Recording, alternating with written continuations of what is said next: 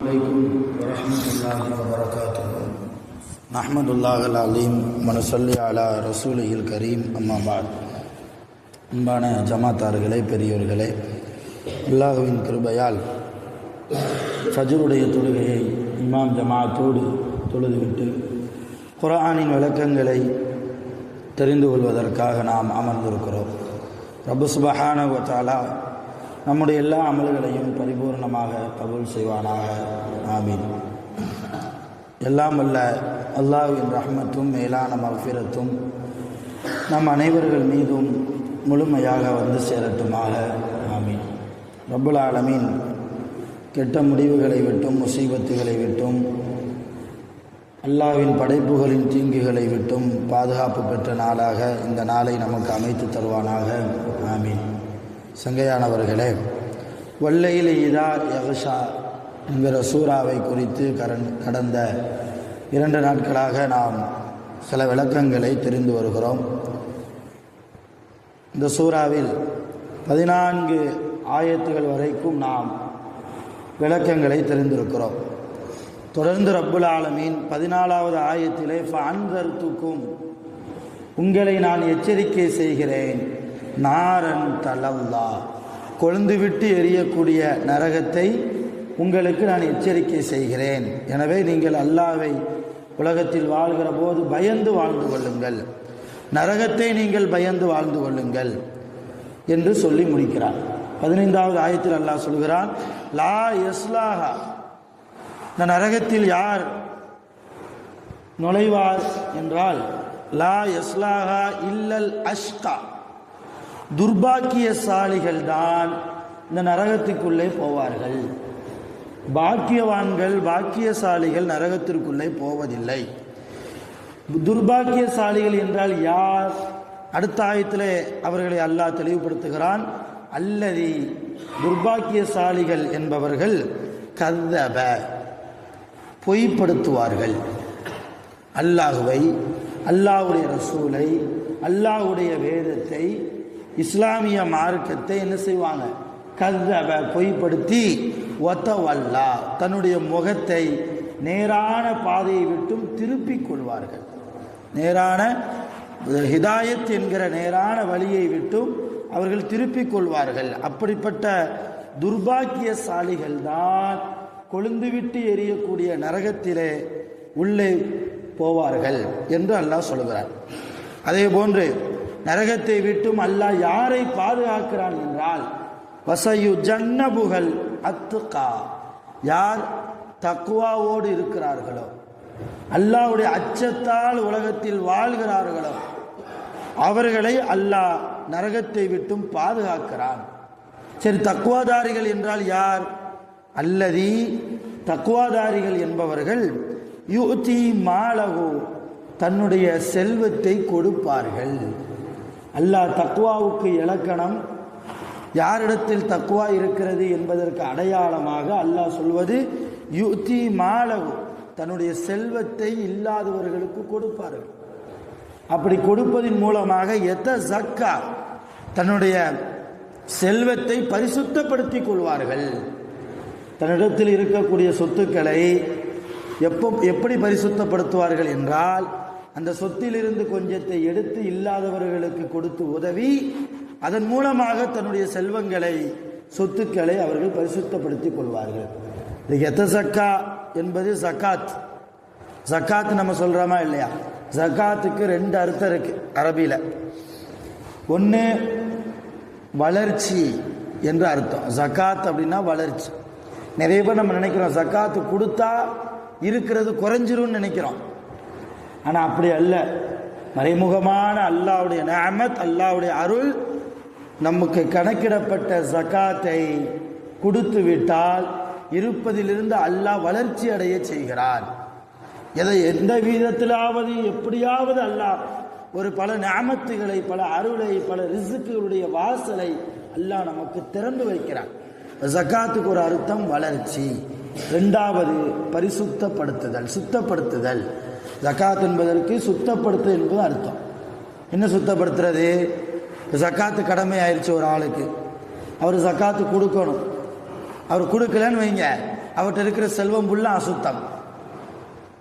கொடுத்துட்டாருன்னா அவருக்கு எவ்வளவு கொடுப்பது கடமையோ, கடமையாக்கப்பட்ட ஜக்காத்தை அவர் கொடுத்தால் அவர் கொடுப்பதன் மூலமாக மற்ற சொத்துக்களை எல்லாம் என்ன செய்கிறாரு, அவர் சுத்தப்படுத்துகிறார் என்று பொருள். அதனாலதான் ஜக்காத் என்று தர்மத்துக்கு கூட ஜக்காத் என்று அரபியிலே அல்லாஹ்வும் அல்லாஹ்வுடைய ரசூலும் நமக்கு பெயர் வைத்திருக்கிறார்கள். அதே போன்று இன்னைக்கு நிறைய மூமின்களுக்கு ஜக்காத்துடைய அளவு எவ்வளவு இருந்தால் ஜக்காத்து கொடுக்கணும், தங்கமாக இருந்தால் எவ்வளவு கொடுக்கணும், வெள்ளியாக இருந்தால் அது எவ்வளவு கொடுக்கணும், அல்லது காசு பணமாக இருந்தால் எவ்வளவு கொடுக்கணும், அல்லது விவசாய பூமி அதில் வரக்கூடிய லாபம் அதிலிருந்து எவ்வளவு கொடுக்கணும். விவசாயத்திலேயே 2 விதமான விவசாயம் இருக்கிறது. இவர் போர் போட்டு கிணறு வெட்டி அதிலிருந்து தண்ணி எடுத்து நீர் பாய்ச்சி விவசாயம் பண்ணுவார், இது ஒரு விவசாயம். 2வது வானம் பார்த்த பூமி, இது ஒரு விவசாயம். இந்த 2 விவசாயத்திலையும் விளையக்கூடிய பயிர்களில் இருந்து ஜக்காத் ஒரே அளவா என்றால் அப்படி அல்ல, 2க்கும் வித்தியாசம் இருக்கிறது. இதையெல்லாம் நம்ம தெரிஞ்சுக்கிறணும்.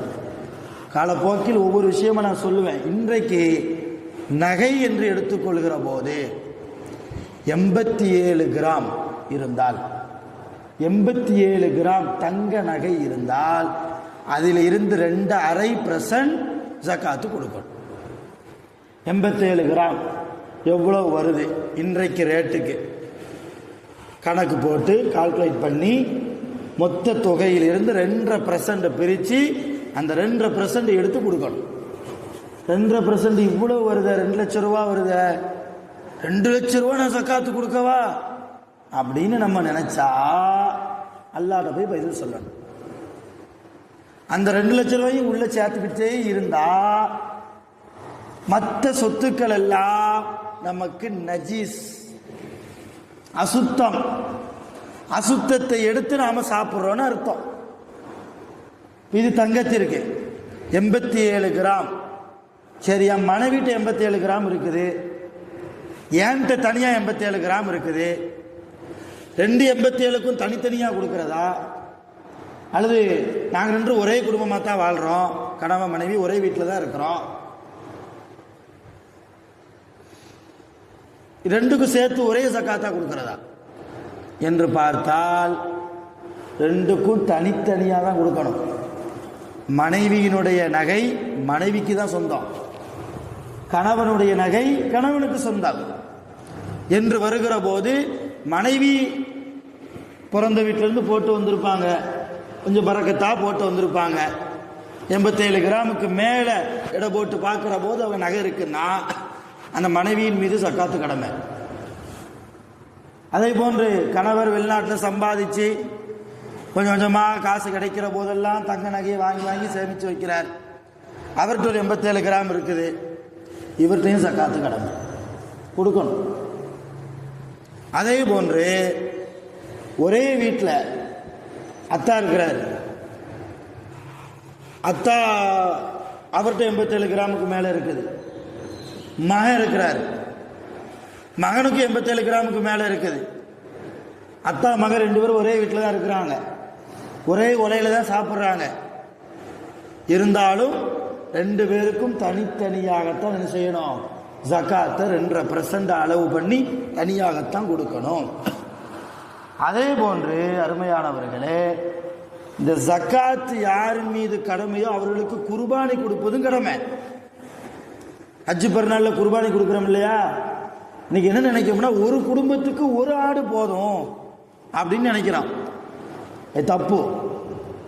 அத்தா மேலே ஜக்காத்து கடமையாக இருக்கும், மகன் மேலேயும் ஜக்காத்து கடமையாக இருக்கும். 2 பேரும் சேர்ந்து ஒரு ஆட்டை வாங்கி கொடுக்கறதா? அத்தா தனியாக ஒரு ஆடை கொடுக்கணும், மகன் தனியாக ஒரு ஆடை கொடுக்கணும்.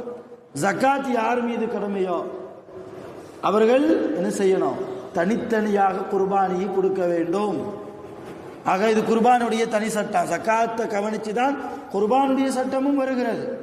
அப்போ 87 கிராம் தங்க நகைகள் 87 கிராமுக்கு மேலே போய்விட்டால், அதுவும் 87 கிராம் எப்படி, ஒரு வருஷம் பூர்த்தியானதற்கு பின்னால் 87 கிராம் அப்படி கையில் இருக்கணும். அந்த 87 கிராமில் இருந்து எந்த வரவு செலவும் பண்ணக்கூடாது. எடுக்கிறது, அடகு வைக்கிறது, திரும்ப அதை மீட்டுறது, எந்த இதுவும் இருக்கக்கூடாது. அப்படியே இருக்கணும் லாக்கரில். ஒரு வருஷம் பூர்த்தி ஆயிருச்சா, ஒரு வருஷம் வரைக்கும் அந்த 87 கிராம் இருந்தது அல்லது அதற்கு மேலாக இருக்கிறது என்றால் அதிலிருந்து 2% கணக்கு பண்ணி நம்ம என்ன செய்யணும், ஜக்காத்தை கொடுக்க வேண்டும். வெள்ளியாக இருந்தால் அதில் 2 விதமான கருத்து வேறுபாடு இருக்கிறது. 617 கிராம் அல்லது 600 கிராமுக்கு மேலே வெள்ளி இருந்தால் அந்த வெள்ளிக்கும் ஜக்காத்து கொடுக்கணும். அருமையான பெருமக்கள், இப்படி நிறைய பணக்காசுகளாக இருந்தால், சொத்து பத்துக்களாக இருந்தால், அசையும் சொத்து, அசையாத சொத்து, விவசாய பூமி, விளைநிலம், வானம் பார்த்த பூமி இல்லையா, இது போன்ற ஒவ்வொரு விஷயத்திற்கும் நாம் கணக்கு பார்த்து ஜக்காத்து கொடுப்பதால் என்ன ஏற்படுகிறது, நாம் சுத்தமான பொருளாக நம்முடைய பொருளை நாம் ஆக்குகிறோம். அப்படி கொடுப்பவர்கள் தான் தக்குவாதாரிகள் என்கிறான் அல்லாஹ். அப்படிப்பட்ட தக்குவாதாரிகளுக்குத்தான் கொழுந்து விட்டு எரியக்கூடிய நரகத்தை விட்டும் பாதுகாப்பு கிடைக்கும். ஜன்னபுகள் அத்துகா அல்லது யூத்தி மாலவு எத்த ஜக்கா, தன்னுடைய பொருளை அடுத்தவருக்கு கொடுப்பதன் மூலமாக தன் பொருளை அவர் ஜக்கா தூய்மைப்படுத்துகிறாரே, அப்படிப்பட்ட தக்குவாதாரிக்கு நரகத்தை விட்டும் பாதுகாப்பு. வமாலி அஹதின் இந்தஹு மின் நிஅமத்தின் துஜ்ஸா, அவர் யாருக்கு மட்டும்தான் உபகாரம் செய்வார், அல்லாஹ் செய்த உபகாரத்துக்கு மட்டும்தான் நன்றி உள்ளவர்களாக இருப்பார். தக்குவாதாரிக்கு அல்லாஹ் அடையாளம் சொல்றான். அவர் மற்றவங்களுக்கெல்லாம் நன்றி உள்ளவர்களாக இருக்க வேண்டிய அவசியம் இல்லை, மரியாதையோடு இருக்கணும், கண்ணியத்தோடு இருக்கணும்.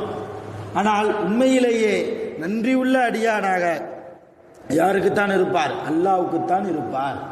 இல்லபத்திகா வஜ்ஹி ரப்பில் அலா, உயர்ந்த தன்னுடைய ரப்பினுடைய பொருத்தத்தை நாடியே அவர் வாழ்வார். அவர் என்ன பேசுறதா இருந்தாலும், நான் இதை பேசுறேன், இந்த பேச்சை அல்லாஹ் புரிந்து கொள்வானா, என்னுடைய வாழ்க்கையை அல்லாஹ் புரிந்து கொள்வானா, என்னுடைய இல்லற வாழ்க்கை, என்னுடைய வியாபார வாழ்க்கை, என்னுடைய சமூகம் சார்ந்த வாழ்க்கை எல்லாத்தையும் அல்லாஹ் பொருந்தி கொள்வானா என்ற சிந்தனையிலேயே அவர் வாழ்வார். அவர்தான் தக்குவாதாரி. அப்படிப்பட்ட தக்குவாதாரிக்குத்தான் நரகத்தை விட்டும் பாதுகாப்பு. வல சௌஃப யர்லா, அல்லாஹ் கடைசியாக 21வது ஆயத்தில் இப்படி சொல்லி முடிக்கிறான், இனிமேல் அவர் அல்லாஹ்வுடைய அதிகமான அருள் கொடைகளை பெற்று அல்லாஹ்வுடைய திருப்தியை அவர் பெறுவார். இப்போ தக்குவாதாரி என்பவர் உலகத்தில் வாழ்கிற போதே அல்லாஹ்வுடைய திருப்தியை பெறக்கூடிய மேன்மக்களாக இருக்கிறார்கள். அப்படிப்பட்ட முழுமையான முத்தகீன்களாக தக்குவாதாரிகளாக அல்லாஹ் நம் அனைவர்களையும் ஆக்கி அருள் புரிவானாக. வஆகிரு தஅவானா அனில் ஹம்துலில்லாஹி ரப்பில் ஆலமீன். சுப்ஹானல்லாஹி வ பிஹம்திஹி, சுப்ஹானக்கல்லாஹும்ம வ பிஹம்திக, அஷ்ஹது அன் லா இலாஹ இல்லா அன்த, அஸ்தக்ஃபிருக வ அத்தூபு இலைக். ஆமீன். சுப்ஹான ரப்பிக ரப்பில் இஸ்ஸத்தி அம்மா யசிஃபூன், வஸலாமுன் அலல் முர்ஸலீன், வல்ஹம்துலில்லாஹி ரப்பில் ஆலமீன். ஸல்லல்லாஹு அலா முஹம்மத் ஸல்லல்லாஹு அலைஹி வஸல்லம், ஸல்லல்லாஹு அலா முஹம்மத் ஸல்லல்லாஹு அலைஹி வஸல்லம், ஸல்லல்லாஹு அலா முஹம்மத் யா ரப்பி ஸல்லி அலைஹி வஸல்லிம். ஸலாம்.